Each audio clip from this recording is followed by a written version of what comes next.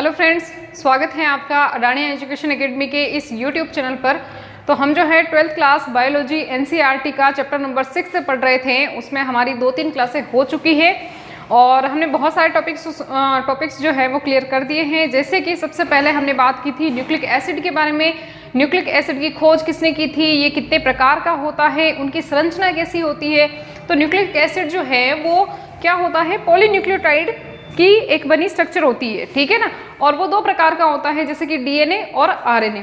2 प्रकार का nucleic acid पाया जाता है।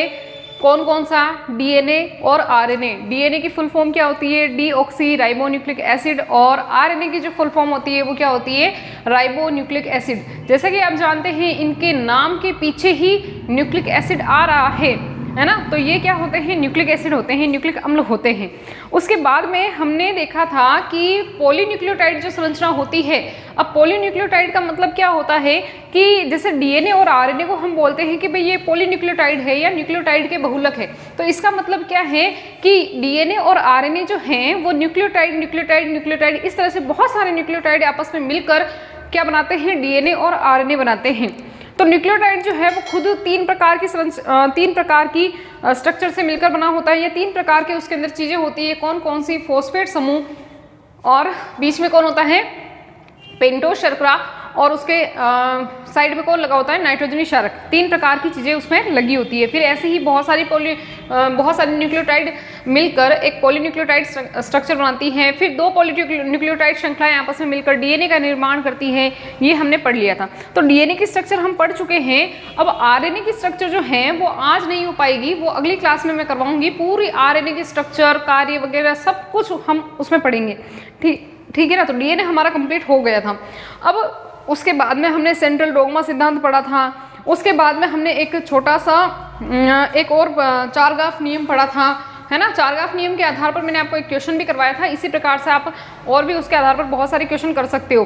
भाई एडिनिन की मात्रा आपको दे रखी है, या कोई भी 4 प्रकार के आपके पास में नाइट्रोजनी क्षारक पाए जाते हैं, है ना।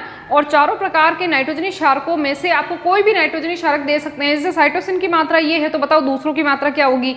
प्रतिशत में निकालिए, है ना। तो आपको ध्यान क्या रखना है कि जितने प्यूरिन होंगे उतने पाइरिमिडिन होंगे, यानी कि जितने एडिनिन। अच्छा, एक चीज बच्चे का क्वेश्चन आया था,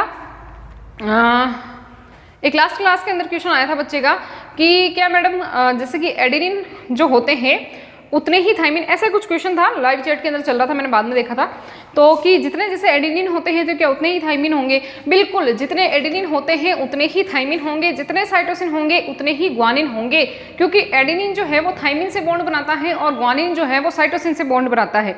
तो अगर मान लो कि एडिनिन मान लो 5 है, तो आगे उसके बॉन्ड बनाने के लिए थाइमिन भी तो 5 ही चाहिए ना, वरना वो बॉन्ड किसके साथ में बनाएगा, ठीक है ना।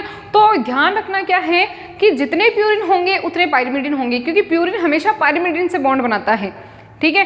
तो प्यूरिन जितने होंगे वो पाइरिमिडिन भी उतने ही होंगे। लेकिन हाँ, ये चीज भी आपको ध्यान रखनी है कि प्यूरिन जैसे कि कौन कौन से होते हैं? एडिनिन और ग्वानिन प्यूरिन होते हैं। तो जरूरी नहीं है कि एडिनिन जितने हो उतने ही ग्वानिन हो, क्योंकि एडिनिन का उससे कोई रिलेशन है नहीं ना। वो एडिनिन जो है, जैसे आपको ये पता है कि एडिनिन जो है वो थाइमिन के साथ में बॉन्ड बनाता है, 2 हाइड्रोजन बॉन्ड, ठीक है। और ग्वानिन जो है वो साइटोसिन के साथ में बॉन्ड बनाता है, 3 हाइड्रोजन बॉन्ड।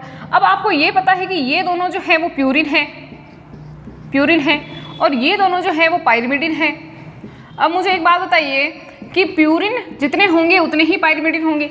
अब अच्छा, एक चीज और, ये क्यों बता रही हूँ, क्योंकि पिछली बार बच्चे ने क्वेश्चन किया था और बहुत सारे बच्चों के मन में ये डाउट था, तो इसलिए मैं वापस बता रही हूँ। इसको ध्यान से समझना कि एडेनिन जितने होंगे उतने ही थाइमिन होंगे और ग्वानिन जितने होंगे उतने ही साइटोसिन होंगे, तभी तो ये बॉन्ड बनेगा। इन दोनों के बीच में बॉन्ड बनेगा, इन दोनों के बीच में बॉन्ड बनेगा। आगे बात समझ में। अब देखो, जितने एडेनिन है उतने ही ग्वानिन है होने चाहिए। भाई मेरी बात सुनो, अगर कोई बच्चे के दिमाग में ये क्वेश्चन है कि भाई जितने एडेनिन है तो क्या उतने ही ग्वानिन होने चाहिए क्या? ऐसा जरूरी नहीं है। क्यों? क्योंकि इन दोनों के बीच का क्या मतलब है? इन दोनों के बीच में तो बॉन्ड बनना ही नहीं है। एडेनिन और ग्वानिन के बीच में तो बॉन्ड बनना ही नहीं है ना। और थाइमिन और साइटोसिन के बीच में भी बॉन्ड नहीं बनना है। तो चाहे ये अगर मान लो 10 है, मान लो किसी भी डीएनए के अंदर मान लो ये 10 है, तो ये 5 भी हो सकते हैं, ऐसा कोई जरूरी तो है नहीं, ये कितने भी हो सकते हैं। हाँ, लेकिन ये है कि अगर ये थाइमिन 10 है तो वहां पर एडेनिन भी कितने होंगे? 10 होंगे। अगर साइटोसिन 5 है तो ग्वानिन भी कितने होंगे? 5 होंगे। आगे बात समझ में, जितने प्यूरिन होंगे उतने पायरिमिडिन होंगे, लेकिन ध्यान रखना है कि जितने एडिनिन होंगे, एडिनिन प्यूरिन है तो एडिनिन के सामने वाला जो नाइट्रोजन इशारक आएगा वो कौन होगा, थाइमिन होगा। तो एडिनिन जितने होंगे उतने थाइमिन होंगे, ग्वानिन जितने होंगे उतने साइटोसिन होंगे। लेकिन ये जरूरी नहीं है कि एडिनिन जितने हो उतने ग्वानिन हो और थाइमिन हो जितने साइटोसिन हो, क्योंकि इन दोनों के बीच में और इन दोनों के बीच में कोई बॉन्ड नहीं बनता है।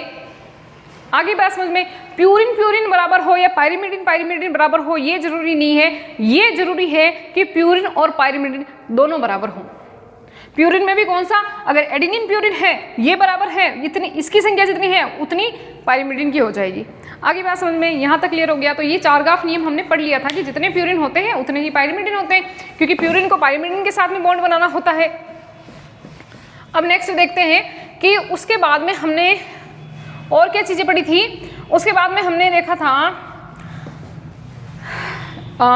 लास्ट क्लास के अंदर हमने बात की थी, लास्ट क्लास की बात कर देते, उसमें हमने क्या देखा था, आनुवंशिक पदार्थ की खोज। हमें पता है अभी कि आनुवंशिक पदार्थ कौन है, डीएनए है, लेकिन उस समय में बहुत सारा, जब शुरुआत की बात करें तो सबको थोड़ी पता था कि कौन सा आनुवंशिक पदार्थ है, क्या गुण होने चाहिए वगैरह वगैरह, है ना। गुण तो अभी हमने पढ़े ही नहीं है, आज की क्लास में हम गुण ही पढ़ने वाले हैं।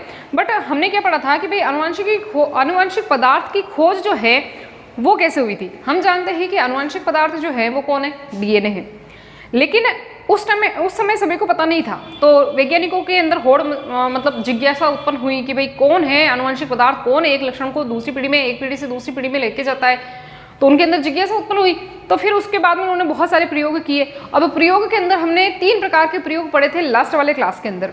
कौन कौन से प्रयोग पढ़े थे, एक तो हमने देखा था ग्रिफिथ का, फ्रेडरिक ग्रिफिथ नामक एक वैज्ञानिक थे, उन्होंने चूहे के ऊपर प्रयोग किया था और उन्होंने क्या किया था कि एक न्यूमोनिया कॉज करने वाला जो बैक्टीरिया होता है जिसका कि नाम है साल्मोनेला टाइफी, उस साल्मोनेला टाइफी को उसने साल्मोनेला टाइफी के भी 2 प्रभेद लिए थे, एक तो एस प्रभेद और एक आर प्रभेद। एस प्रभेद चिकना होता है, आर प्रभेद क्या होता है, खुरदरा। चिकना क्यों होता है एस प्रभेद, क्योंकि उसके ऊपर पॉलीसेकेराइड की परत पाई जाती है, जबकि आर प्रभेद के ऊपर कोई पॉलीसेकेराइड की परत नहीं पाई जाती है, तो वो कैसा होता है, रफ होता है। चिकना जो होता है, चिकना प्रभेद जो होता है वो न्यूमोनिया कोज करता है, न्यूमोनिया पैदा करता है, और आर प्रभेद जो है वो न्यूमोनिया पैदा नहीं करेगा। तो क्या होता है कि जैसे ही चूहे के अंदर एस प्रभेद को प्रवेश करवाया था तो चूहा मर गया था, क्यों, क्योंकि उसको निमोनिया हो गया था। आर प्रभेद को प्रवेश करवाया तो चूहा जीवित रहा था, ठीक है, क्यों, क्योंकि उसकी वजह से, आर प्रभेद की वजह से तो कोई निमोनिया होता ही नहीं है। फिर उन दोनों को क्या किया, अच्छा फिर बाद में क्या किया, तीसरे स्टेप में एस प्रभेद को ताप से ग्रस्त कर दिया, ताप से मृत कर दिया, फिर उसको चूहे में प्रवेश करवाया तो चूहा नहीं मरा, क्यों, क्योंकि एस प्रभेद खुद मर चुका था, ठीक है। अच्छा कोई भी बच्चा ये ना सोचे कि मैडम आप इतना वो पीछे वाला सब क्यों करवा रहे हो, क्योंकि पहले वाला याद होना जरूरी है, तभी तो आगे का आप आज का टॉपिक पढ़ पाओगे। ये सब आज के टॉपिक से रिलेटेड है, इसलिए मैं बता रही हूँ, ठीक है। आज का जो टॉपिक हम पढ़ने वाले हैं उससे ये सब चीज़ें रिलेटेड है, ये याद आएगी वापस तो आगे का टॉपिक आपको समझ में आएगा। तो ग्रिफिथ ने क्या किया था, याद रखना कि जब उन्होंने आर प्रभेद को, आर प्रभेद रफ होता है, इसको चूहे में डाला तो चूहा क्या हो गया, मर गया, क्यों, क्योंकि सॉरी आर प्रभेद कहाँ से आ गया भाई, एस प्रभेद होगा ना, चलो एस प्रभेद को चूहे में डाला, चूहा मर गया, क्यों, क्योंकि ये तो निमोनिया पैदा करता है।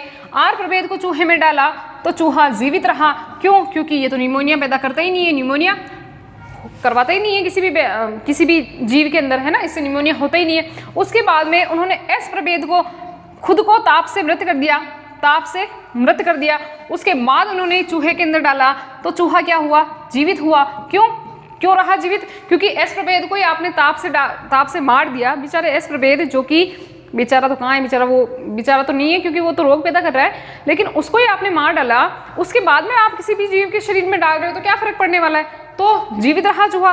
उसके बाद में एस प्रभेद जो कि मृत था और आर प्रभेद जो है वो जीवित ही था। वो तो देखो मेरी बात सुनो, ये तो कोई काम का ही नहीं है ना, ये तो करता ही नहीं है, कोज करता ही नहीं है। जब इसको चूहे के अंदर डाला तो चूहा जो है वो मर जाता है, चूहा मर जाता है। ऐसा क्यों हुआ था, क्योंकि इस एस प्रभेद से कोई चीज जो है वो आर प्रभेद के अंदर जाती है और आर प्रभेद को किस में कन्वर्ट कर देती है, एस प्रभेद में बदल डालती है। इसी को हमने कहा था रूपांतरीय सिद्धांत। अच्छा, ये जो सिद्धांत था वो क्या नाम था इसका? रूपांतरीय सिद्धांत। और रूपांतरीय सिद्धांत को हम और नाम क्या देते हैं? Transforming principle. Transforming principle, transforming principle, ठीक है ना। और ये किसने किया था? ये प्रयोग किसने किया था? फ्रेडरिक ग्रिफिथ ने किया था। और इंपॉर्टेंट है ये, ध्यान रखना, ये आपके बोर्ड एग्जाम्स में ये पूछा जा सकता है कि बताइए ग्रिफिथ का प्रयोग बताइए या रूपांतरीय सिद्धांत बताइए, है ना।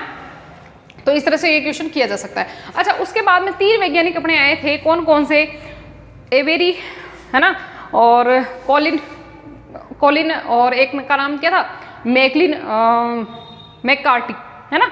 3 प्रकार के क्या 3 वैज्ञानिक आए थे। उन्होंने क्या किया था कि उन्होंने ये 3 चीजें डाली थी। उन्होंने क्या किया था कि जब इन दोनों को किसी भी कंटेनर में डाल के उसमें 3 एंजाइम डाले थे। पहले डाला था प्रोटीएज, पहले बाद में पता नहीं कैसे कैसे डाला उसका कोई जरूरी नहीं है, लेकिन मान लो कि पहले नंबर पे प्रोटीएज डाला।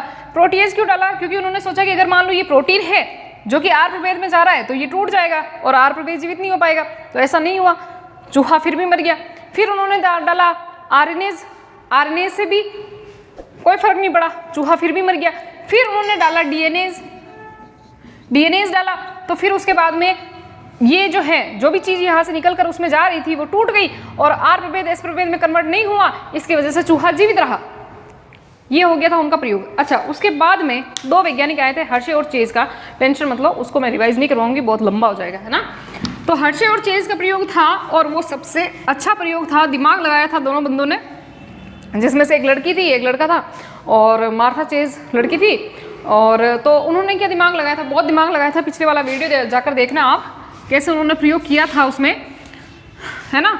उन्होंने सबसे पहले वो किसकी ग्रोथ करवाई थी? T2 बैक्टीरियोफेज की ग्रोथ करवाई थी। फिर उन्होंने किस में ग्रोथ करवाई थी? 2 चीज़, मतलब कुछ भी लिया हो उन्होंने, कंटेनर जो भी लिया हो उसमें ग्रोथ करवाई थी लैब के अंदर, है ना। तो एक में तो उन्होंने डाला था क्या? रेडियो एक्टिव फॉस्फोरस, और एक में डाला था रेडियो एक्टिव सल्फर। उन दोनों में ग्रोथ करवाई। फिर उनको इंजेक्ट करवाया किसके अंदर? इकोलाई बैक्टीरिया में। फिर ये देखा कि कौन सा चीज़ जो है, कौन सा रेडियो एक्टिव जो है वो उनके अंदर चला गया है इकोलाई बैक्टीरिया के अंदर। फिर कहाँ पर क्या चीज़ मिल रही है। तो इस तरह से कुल मिला के पता लगाया था, और वो आप पिछली क्लास में जाकर देख सकते हो। समझाने में तो मैं अभी भी समझा दूँ, लेकिन पहले ही इतना अपन टाइम ले चुके हैं रिवाइज करने में, और उसमें मैंने वैसे भी पूरा क्लियरली सब कुछ समझा दिया है, तो आप वहाँ पर जाकर देख सकते हैं, ठीक है। तो भाई लास्ट में हमें पता चल गया, कुल मिला के हर्शे और चेज के प्रयोग से पता चल गया कि आनुवंशिक पदार्थ कौन है? डीएनए है। ये तो पता चल गया भाई, आनुवंशिक पदार्थ कौन है? डीएनए है। लेकिन अब पता ये करना था कि आनुवंशिक पदार्थ होने के लिए उसमें क्या क्या गुण होने चाहिए। आनुवंशिक पदार्थ का मतलब क्या है? जो एक लक्षण को एक पीढ़ी से दूसरी पीढ़ी में ले जा रहा हो, लक्षणों का स्थानांतरण कर रहा हो, ठीक है, लक्षणों को ले जा रहा हो। जो माता पिता के लक्षण है वो बच्चों में, बच्चों से उनके बच्चों में, इस तरह से लक्षणों को ले जा रहा है। तो आनुवंशिक पदार्थ की विशेषताएं क्या क्या होनी चाहिए, आनुवंशिक पदार्थ के क्या क्या गुण होने चाहिए। आप कैसे कह सकते हो कि भाई वो आनुवंशिक पदार्थ है? सिर्फ प्रयोग के आधार पर, या कुछ और भी गुण होने चाहिए? कोई नया गुण भी तो होने चाहिए ना, ठीक है भाई। आपके पास 3 प्रकार की चीजें हैं, एक तो डीएनए है, एक आरएनए है, और एक है प्रोटीन। इन तीनों में से कौन सा सबसे अच्छा आनुवंशिक पदार्थ हो सकता है? सबसे अच्छा क्या आनुवंशिक पदार्थ के अगर हम बात करें तो कौन सा हो सकता है इन तीनों में से?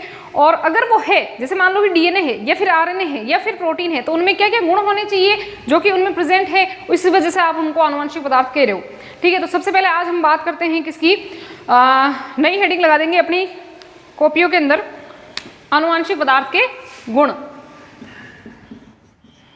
आनुवंशिक पदार्थ के गुण, आनुवंशिक पदार्थ के गुण। भाई आनुवंशिक पदार्थ में गुण क्या क्या होने चाहिए, अब ध्यान से समझिएगा। अब यहाँ से अपना मेन टॉपिक स्टार्ट हो रहा है आज का। चलो, आनुवंशिक पदार्थ जो है ये साबित हो चुका था कि भाई डीएनए आनुवंशिक पदार्थ है। हर्शे और चेज ने जब प्रयोग किया था तो ये साबित हो चुका था कि डीएनए ही आनुवंशिक पदार्थ है। लेकिन कुछ ऐसे भी जीव होते हैं, कुछ ऐसे भी बैक्टीरिया होते हैं, जैसे कि क्यूबी बैक्टीरिया है ना। कुछ ऐसे बैक्टीरिया होते हैं जिनके अंदर की आरएनए आनुवंशिक पदार्थ होता है। हम आगे बात करेंगे, आरएनए के बारे में पढ़ेंगे, तब हम बात करेंगे कि कुछ जीवों के अंदर, कुछ सूक्ष्म जीवों के अंदर आरएनए जो है, देखो डीएनए तो हमारे में आनुवंशिक पदार्थ है, ये तो पता चल गया था, ठीक है, लेकिन कुछ जीवों के अंदर आरएनए भी आनुवंशिक पदार्थ होता है। तो अगर आनुवंशिक पदार्थ आरएनए भी है, जैसे कि मैंने एग्जांपल बताया क्यूबी बैक्टीरियोफेज, है ना, एक मिनट मुझे रफ करने दो।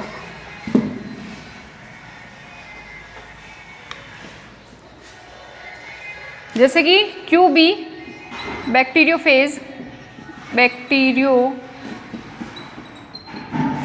क्यूबी बैक्टीरियोफेज, ठीक है, क्यूबी बैक्टीरियोफेज हो गया, है ना। एक मिनट, थोड़ी ज़्यादा आवाज़ आ रही है, चलो कुछ काम चल रहा है तो उसकी वजह से आवाज़ आती है। हाँ भाई, क्यूबी बैक्टीरियोफेज। और अगर अपन एग्जांपल देखें तो जैसे हाँ, टोबैको मोज़ेक वायरस, ये कुछ एग्जांपल है। इसके अलावा भी और बहुत सारे ऐसे वायरस होते हैं। अच्छा एक चीज़ बताओ, मैंने आपको पिछली क्लास में बताया था बैक्टीरियोफेज नाम आया है, तो क्या ये बैक्टीरिया है क्या? यहाँ पर बैक्टीरियोफेज नाम आया है तो क्या ये बैक्टीरिया है क्या? नहीं है ये बैक्टीरिया, ये क्या है? ये वायरस है। लेकिन ये कौन सा वायरस है जो बैक्टीरिया को भी संक्रमित कर सकता है? हम जानते हैं कि कुछ वायरस जो होते हैं वो बैक्टीरिया को संक्रमित कर सकते हैं, जबकि ध्यान रखना कि कभी भी बैक्टीरिया जो है वो वायरस को संक्रमित नहीं कर सकता है। दोनों में अगर आपसे अंतर पूछ लिया जाए कि बैक्टीरिया और वायरस में अंतर क्या है, तो बैक्टीरिया जो है वो कभी भी वायरस को संक्रमित नहीं कर सकते हैं, जबकि वायरस जो है वो बैक्टीरिया को संक्रमित कर सकते हैं। और ऐसे वायरस जो बैक्टीरिया को संक्रमित करते हैं उनको हम क्या कहते हैं? बैक्टीरियोफेज। क्यों भी नहीं, ये तो नाम है उसका, ठीक है, बैक्टीरियोफेज कहते हैं। अब समझना ध्यान से कि इन दोनों के अंदर अगर हम बात करें तो इन दोनों में आरएनए जो है वो क्या है? आनुवंशिक पदार्थ है। आरएनए आनुवंशिक पदार्थ है। तो कुल मिला के ये है तो सही ना, आनुवंशिक पदार्थ तो है, तो इसका भी तो कुछ ना कुछ गुण होगा, तभी तो इसमें आनुवंशिक पदार्थ आरएनए है, ठीक है। तो हमें क्या पढ़ना है कि भाई कोई भी हो, आनुवंशिक पदार्थ कोई भी हो, हमें उसके अंदर क्या क्या गुण देखने हैं, ऐसी क्या प्रॉपर्टीज होनी चाहिए उसमें कि हम उसको आनुवंशिक पदार्थ कहते हैं। तो सबसे पहला गुण की हम बात करते हैं। सबसे पहला गुण जो है वो क्या होना चाहिए कि आनुवंशिक पदार्थ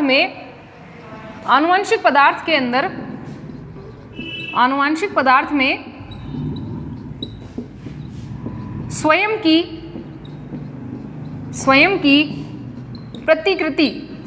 प्रतिकृति का गुण होना चाहिए। स्वयं की प्रतिकृति का गुण होना चाहिए।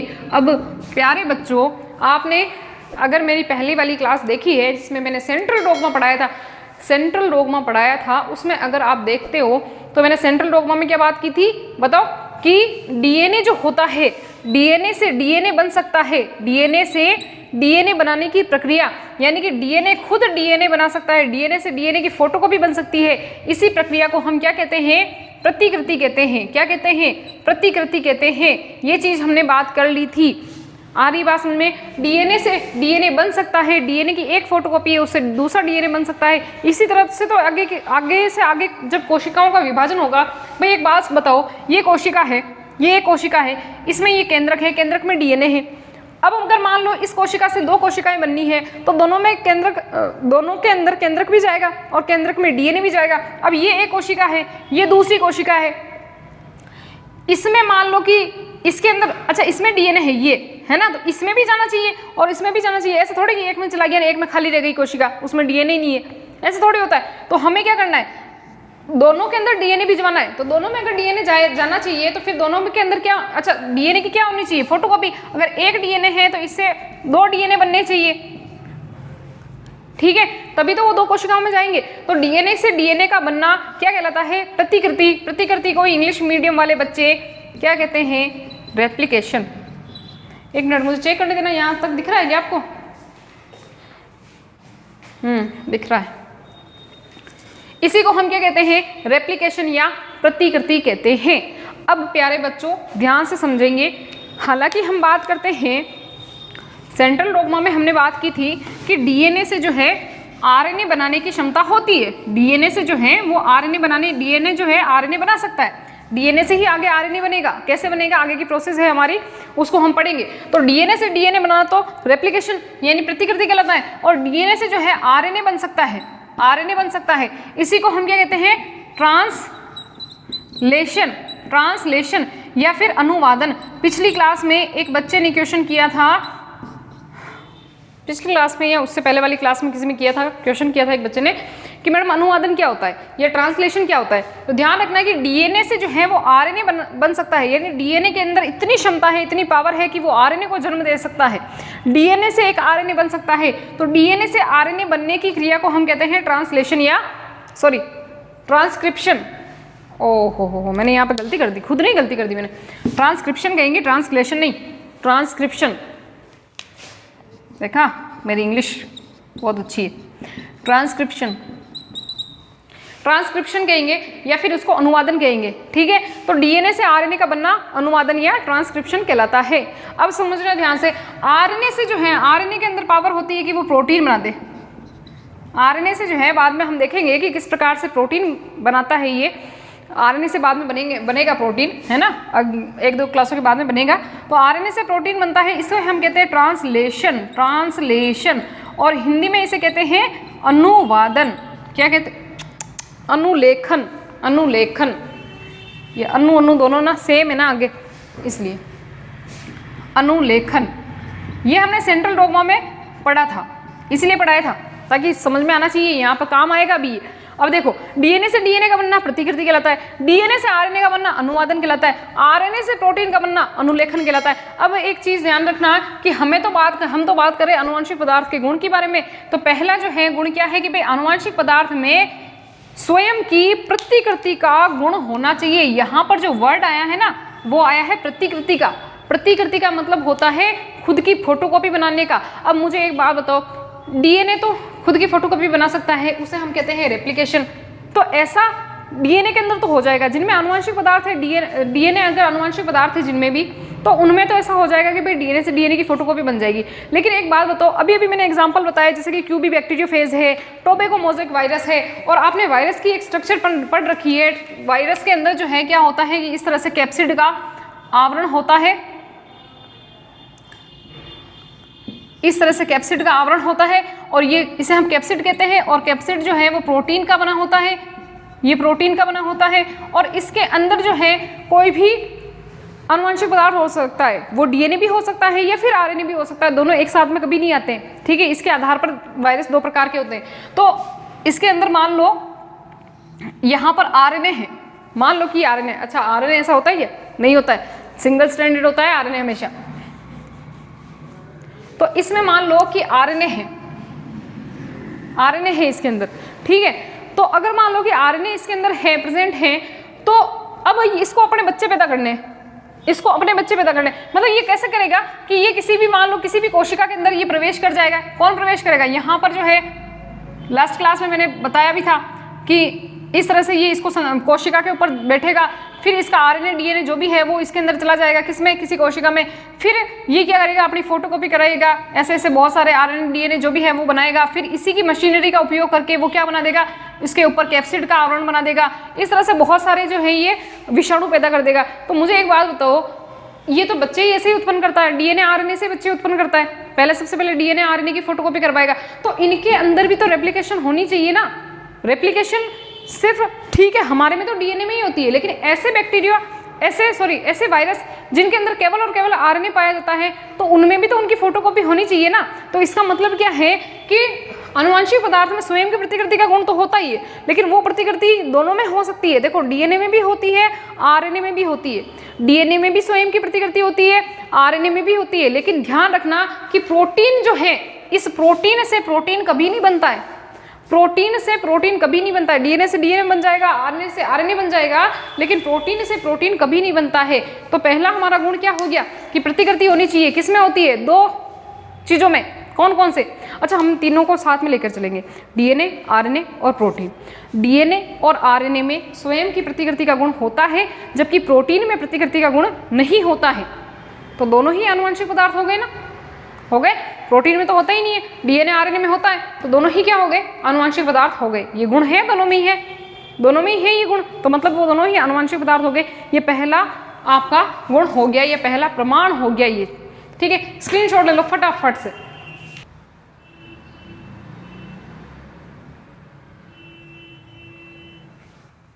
हो गया?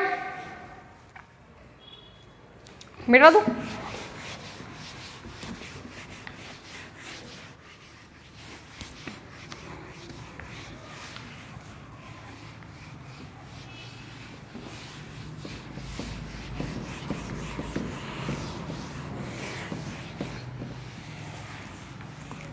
पहला गुण क्या हो गया? प्रतिकृति का। भाई आनुवंशिक पदार्थ के अंदर प्रतिकृति का गुण होना चाहिए, जो कि ऐसा कहाँ पर मिलता है आपको? डीएनए और आरएनए के अंदर। लेकिन प्रोटीन में प्रतिकृति का गुण नहीं होता है, ये भी ध्यान रखें। पहला गुण तो ये हो गया, ठीक है। अब दूसरा गुण देखते हैं, बहुत अच्छा गुण है ये। चलो दूसरा गुण देखते हैं हम कि पदार्थ जो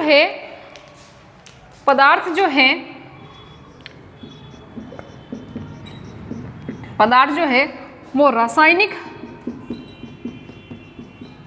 व संरचनात्मक दृष्टि से स्थायी होना चाहिए।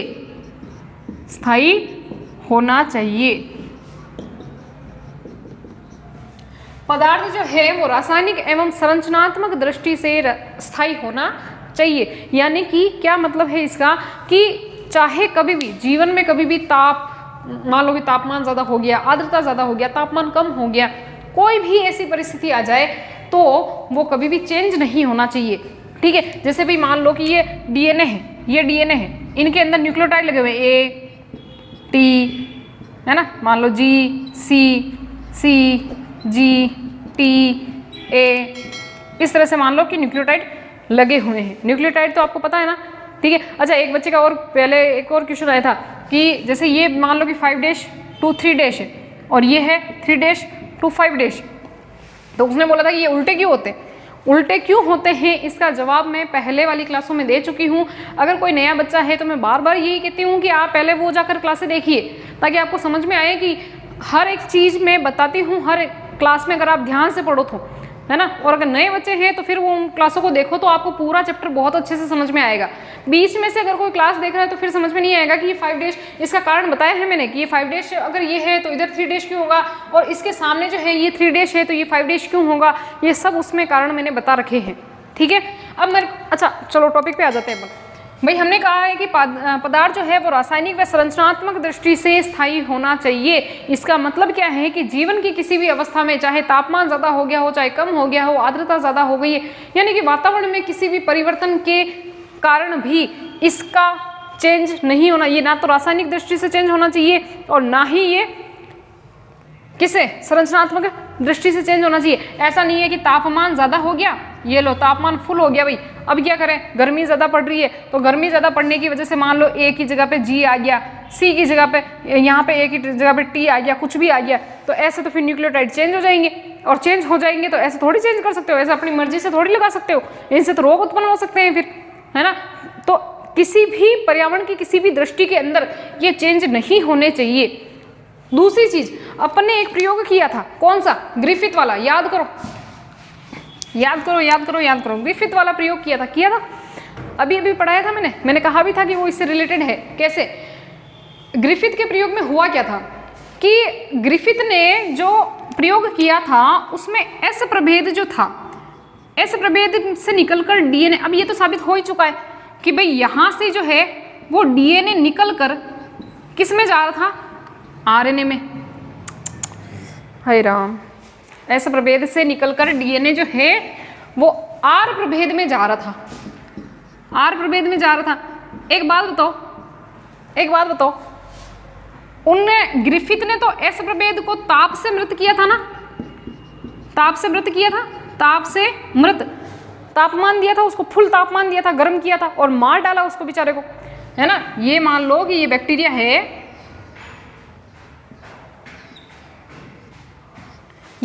है, इसके अंदर इसका डीएनए पड़ा है, इसको तो मार डाला, इसको तापमान दिया, ताप दिया, तो ये तो बेचारा मर गया। ये मर गया तो इसका डीएनए भी तो मर जाना चाहिए था ना, इसका डीएनए भी तो नष्ट हो जाना चाहिए था।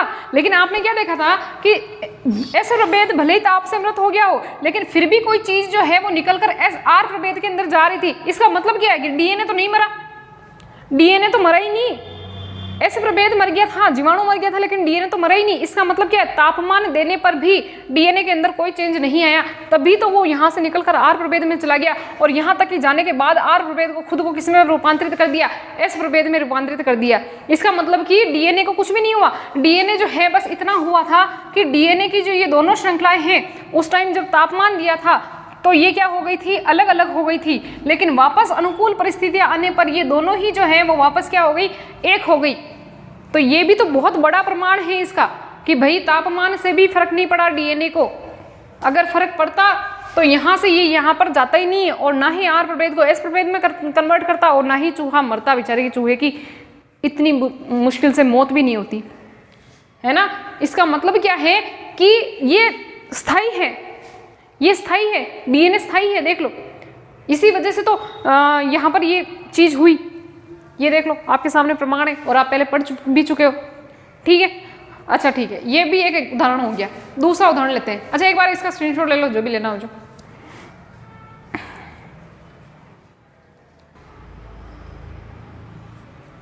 ठीक है, हो गया।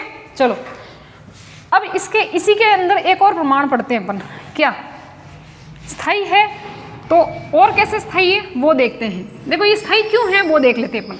जैसे डीएनए स्थायी है या आरएनए स्थायी है, ज्यादा स्थायी कौन होगा, आप में से आंसर करो तो। डीएनए ज्यादा स्थायी है कि आरएनए ज्यादा स्थायी है, करो तो आंसर। कैसे, हम यहाँ पर बात कर रहे हैं, रासायनिक दृष्टि की भी, और हम यहाँ पर बात कर रहे हैं संरचनात्मक दृष्टि की भी। दोनों रूप से स्थायी होना चाहिए। अब दोनों में से देखो, हमारे पास में डीएनए भी आनुवंशिक पदार्थ है, आरएनए भी आनुवंशिक पदार्थ है, दोनों ही ठीक है, स्थायी है। इनमें से ज्यादा स्थायी कौन होगा? अब चलो देख लेते हैं। आपको पता है कि डीएनए जो है, डीएनए के अंदर एक पेंटोज श्रृंखला पाई जाती है, जिसे हम कहते हैं डीऑक्सीराइबोन्यूक्लिक पेंटोज श्रृंखला पाई जाती है, डीऑक्सी पेंटोज श्रृंखला, है ना, राइबोन्यूक्लिक। तो यहाँ पर जैसे मैं बना देती हूँ, यहाँ पर डीएनए की पेंटोज श्रृंखला। अगर हम देखते हैं डीएनए के अंदर जो पेंटोज श्रृंखला होती है डीऑक्सी प्रकार की होती है ना, डीएनए के अंदर डीऑक्सी प्रकार की होती है। तो उसमें होता क्या है कि डीएनए के अंदर यहाँ पर, अच्छा ये कार्बन नंबर 1 है, ये 2 है, ये 3 है, यहाँ पर कार्बन नंबर 4 है, और यहाँ पर कार्बन नंबर 5 है। पूरा नहीं बता रही हूँ, यहाँ पर ध्यान देना कि हम यहाँ पर देखते हैं कि यहाँ पर जो है H समूह, यहाँ पर भी H, लेकिन ये अपन डीएनए की बात कर रहे हैं, डीएनए के अंदर, और कार्बन नंबर 2 के ऊपर यहाँ पर H समूह होता है, और यहाँ पर होता है OH समूह। पेंटोज श्रृंखला होती है ना डीऑक्सी प्रकार की, राइबोन्यूक्लिक प्रकार की, है ना। तो डीऑक्सी क्यों कहते हैं? क्योंकि यहाँ से O जो है ऑक्सीजन बाहर निकल जाता है, इसलिए तो डीऑक्सी। डीऑक्सी क्यों? क्योंकि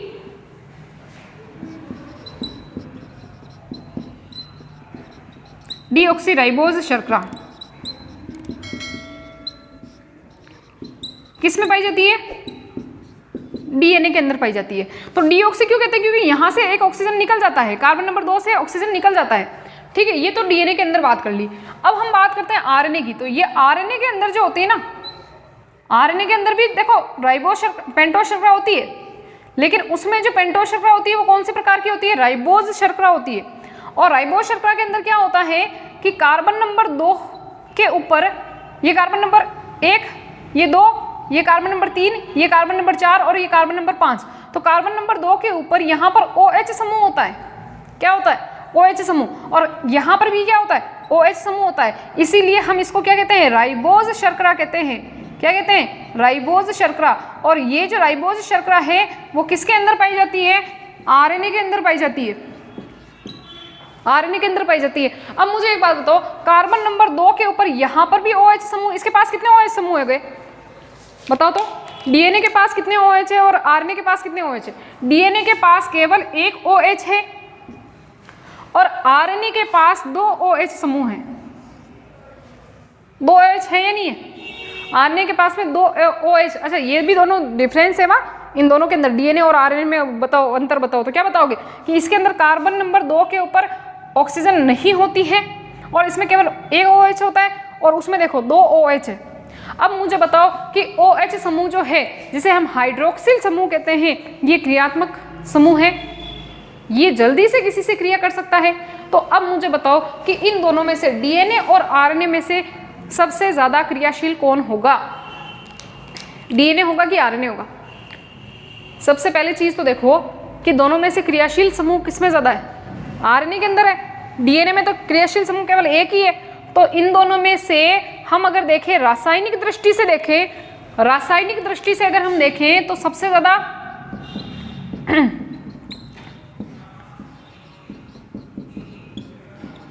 से क्रियाशील, रासायनिक दृष्टि से क्रियाशील अगर हम देखें तो कौन होगा? किसके पास में OH समूह ज्यादा है? RNA के पास में। तो रासायनिक दृष्टि से तो कौन हो गया क्रियाशील? RNA हो गया।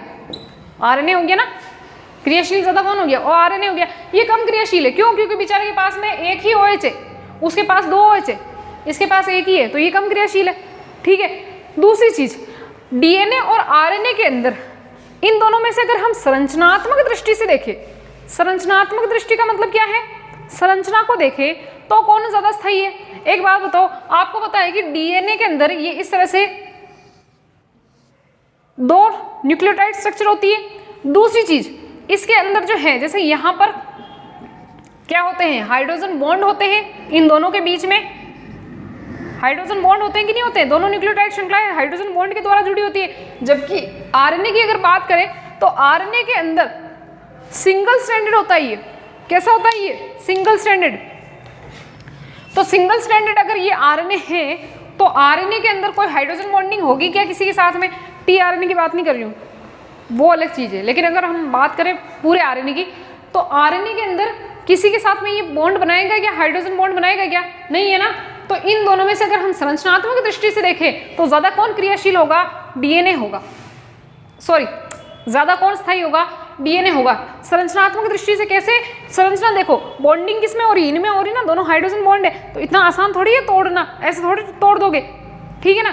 तो ये आसानी से नहीं टूटेगा, उसके पास बॉन्डिंग है ही नहीं, क्योंकि उसके पास 2 पॉलीन्यूक्लियोटाइड श्रृंखलाएं नहीं है, इसके पास तो है। तो संरचनात्मक दृष्टि से कौन ज्यादा स्थायी होगा?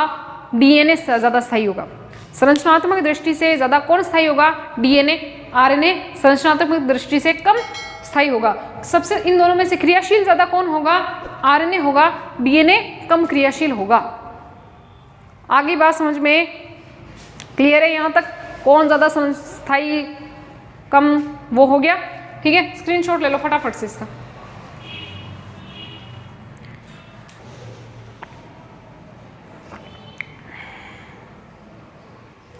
हो गया। चलो, दूसरा हो गया अपना मास में कि पदार्थ जो है वो रासायनिक और संरचनात्मक दृष्टि से स्थायी होना चाहिए। वैसे दोनों स्थायी है, ठीक है, लेकिन ज्यादातर स्थायी कौन होगा? DNA होगा। तो ये अच्छा आनुवंशिक पदार्थ है। तीसरा हम देखते हैं इसका गुण। पहले इसको रफ करने दो, बातें मत करो क्लास के अंदर। तुम्हें कितनी बार बोला है मैंने, बातों में ध्यान देते हो, दूसरे बच्चों को डिस्टर्ब कर रहे हो तुम लोग।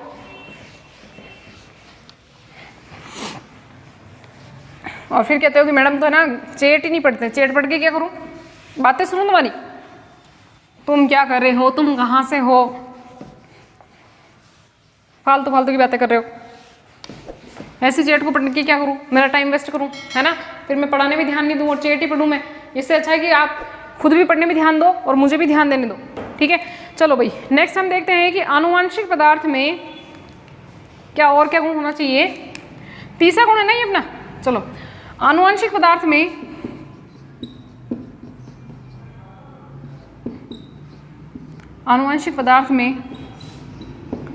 मंद उत्परिवर्तन,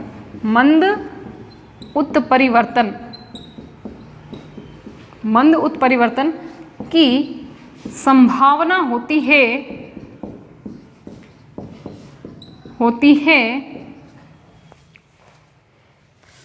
आनुवंशिक पदार्थ में मंद उत्परिवर्तन की संभावना होती है जो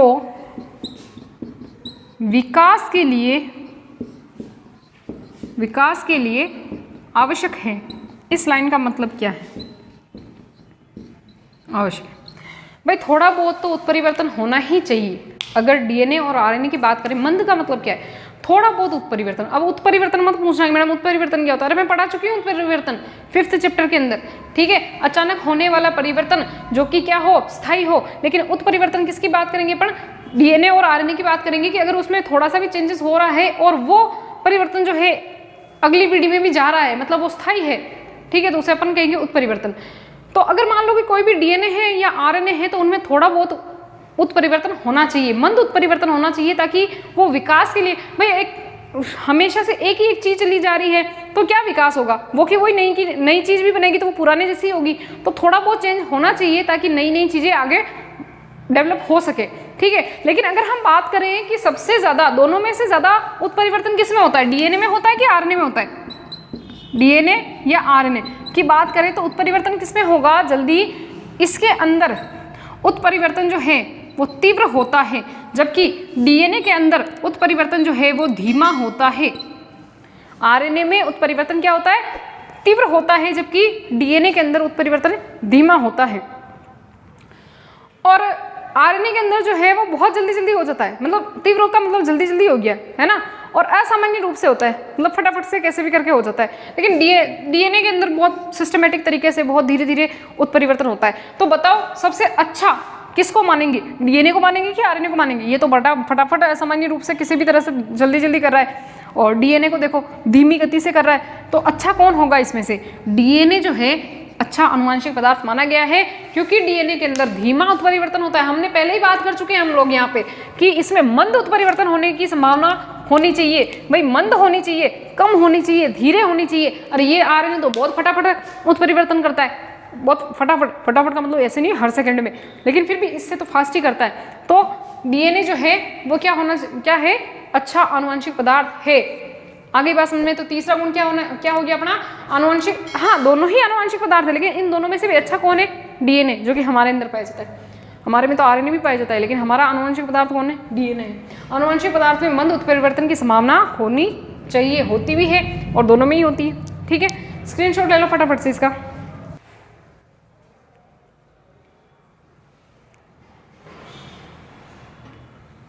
हो गया, चलो अब लास्ट जो इसका गुण बचा है वो पढ़ लेते हैं।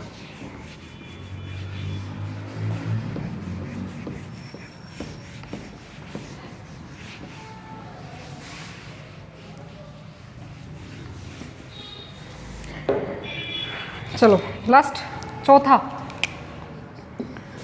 इसे स्वयं मेंडल के लक्षणों के अनुरूप अभिव्यक्त, मेंडल के लक्षणों के अनुरूप अभिव्यक्त होना चाहिए।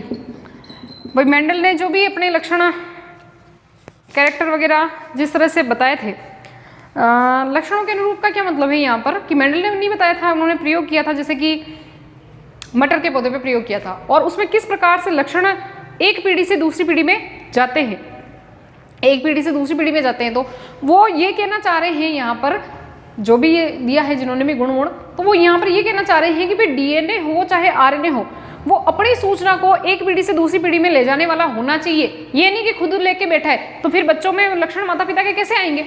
लक्षणों का स्थानांतरण जो है वो होना चाहिए, ठीक है। कैसे?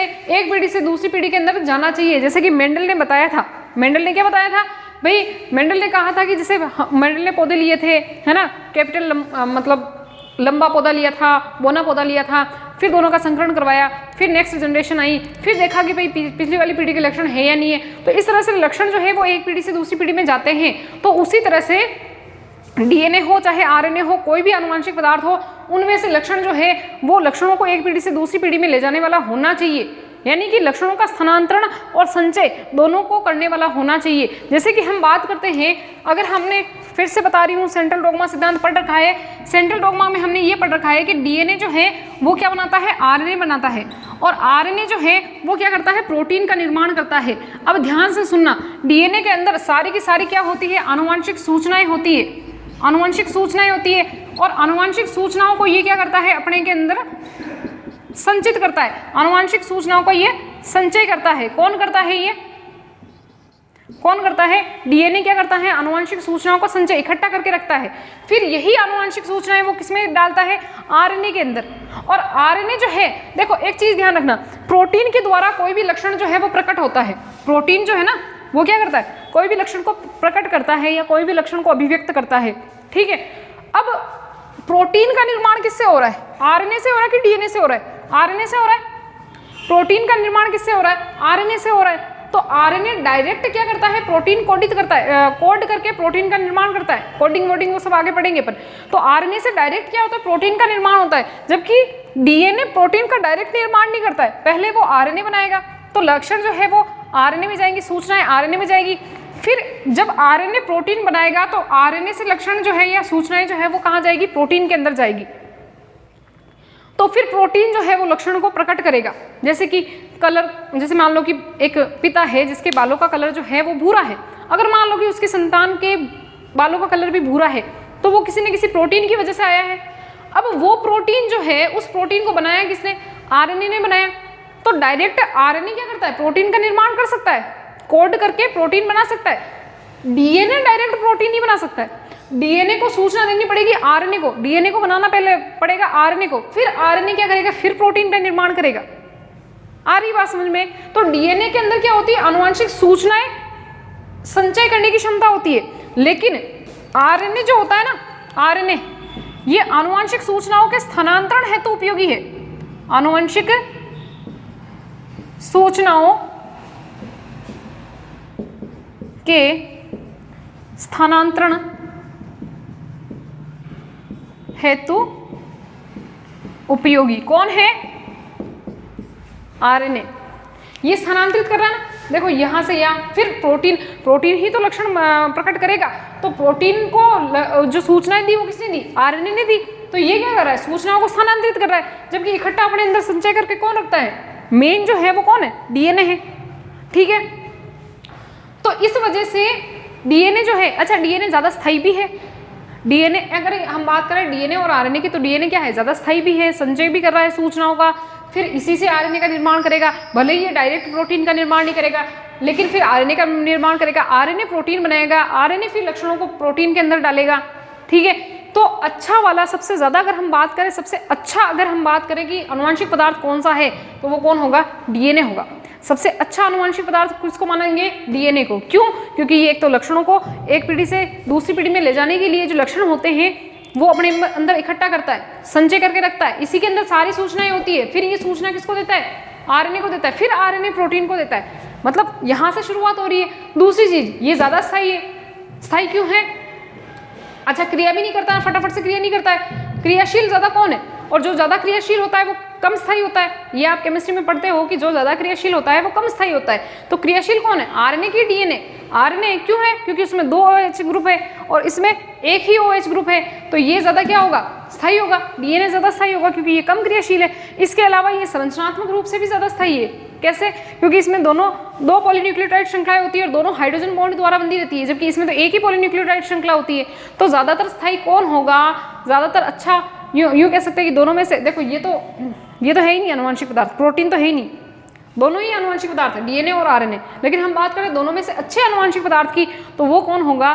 डीएनए होगा। कारण मैंने आपको बता दिए हैं, अगर आपने ध्यान से सुने हैं और बातों में ध्यान नहीं लगाया है तो। ठीक है, चलो एक बार इसका स्क्रीनशॉट ले लो फटाफट से।